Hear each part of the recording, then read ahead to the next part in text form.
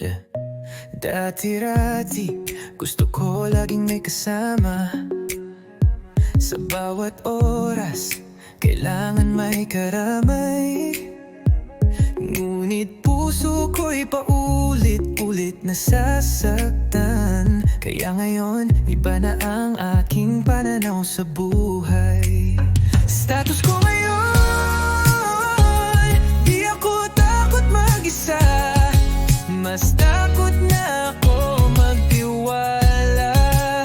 Di ko basta-basta ibibigay ang tiwala sa mga taong di worth it pagkatiwalaan.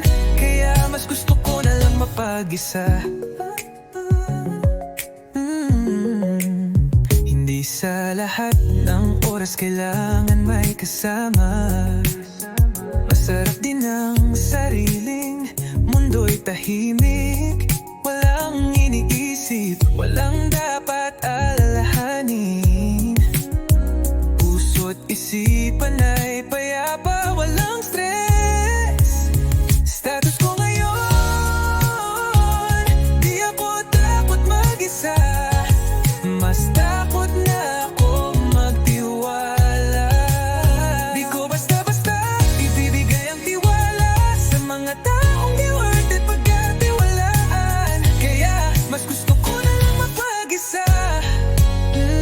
Marami ng pagkakataon na ako'y nagtiwala, ngunit ang resulta'y sakit at pagdurusa. Kaya ngayon iba na ang mindset ko, sarili muna bago ang iba.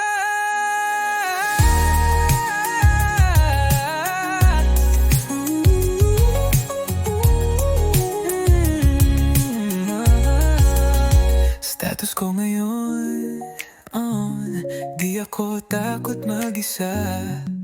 Mas takot na ako magtiwala. Di ko basta-basta ibibigay ang tiwala sa mga taong di worth it patiwalaan. Kaya mas gusto ko na lang mapag-isa.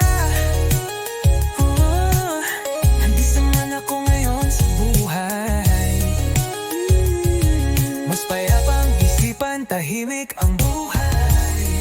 Pili-pili ko mga taong deserve pagkatiwalaan, para mapanatag ang aking isipan.